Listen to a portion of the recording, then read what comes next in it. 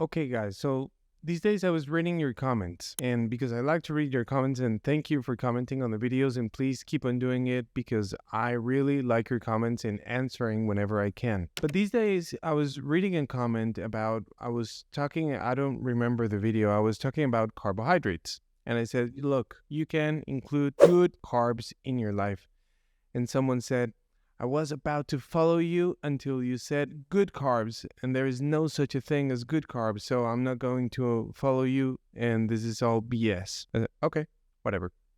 It's fine. But I want to tell you why people think that carbohydrates are bad and why you can end up seeing one of these comments by people thinking that carbs are evil and they're super bad and you need to avoid them. So this is the point. Carbs is a big word. Carbs or carbohydrates, it's just chemical structure in which they are all common, so that's why they're called like that. But they're not all the same, and they're very different. So let's go and see what are the different kinds of carbohydrates, and I'm going to tell you why I was saying good carbs, because there are good carbs and there are bad carbs. So if we want to divide them, an easy way to divide them is in three. First of all, simple carbohydrates. What's that? That is what you're going to find in the simple way of glucose. It's carbohydrates that are only one molecule, like glucose, like fructose, like galactose, or the ones that you find them in two carbs, two molecules bond together. For example, in sugar, you find glucose with fructose, and that's what makes sucrose, which is the molecule that makes sugar. For instance, lactose in dairy. Lactose is the mix of glucose and galactose. So those are simple carbohydrates. Those are the ones that we find in sweets, in fruit, in whatever, candy, sodas, ice cream, honey. That's the thing you want to avoid most, especially the ones that are high in fructose. Why? Because the amount of fructose that the body can assimilate, my liver can handle once I assimilate it through my intestine, it's very, very low. And they need fiber, as in fruits,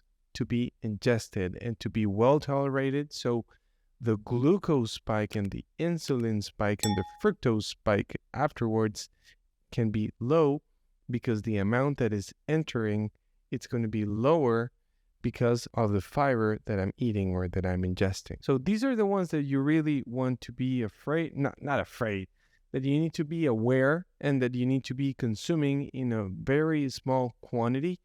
Use them or eat them after eating fiber or after eating a meal with a lot of fiber or with fats. And I'm going to tell you why. The second one is starches. Starches is chains of glucose. So it's glucose that are bound together, like from their arms, just holding their arms together. That's the way in which we find them in bread, in pasta, in potatoes, in onions, bananas, all of these starchy vegetables that we find anywhere. I mean, the list is enormous. And so the amount of starches, it's just what we find over there, but they're just glucose stuck together or bond together that we're consuming, and we have digestive enzymes that after we consume that, they break those bonds and the glucose just separates and we ingest them and they get into our bloodstream,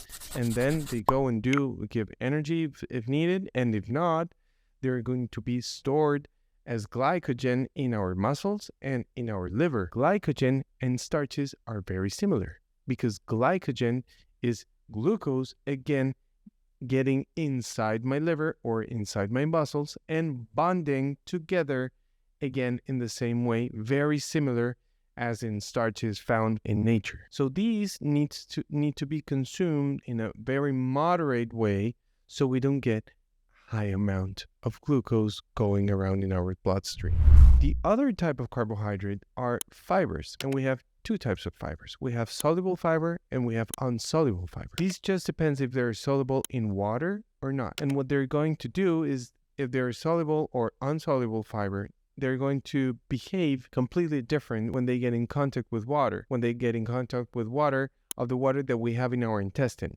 So whatever we have coming from saliva, from mucus, from what's coming from the nose, from your tears that you're ingesting and swallowing, whatever we're producing in all our GI tract, that we need a part of the fiber to mix with the food and to mix with everything.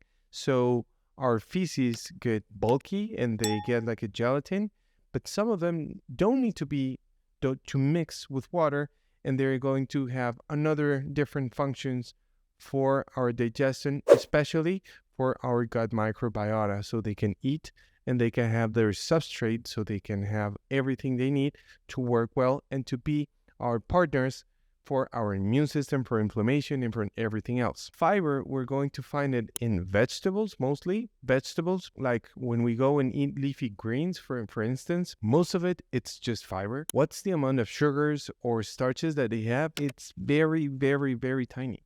I mean, the amount is almost none.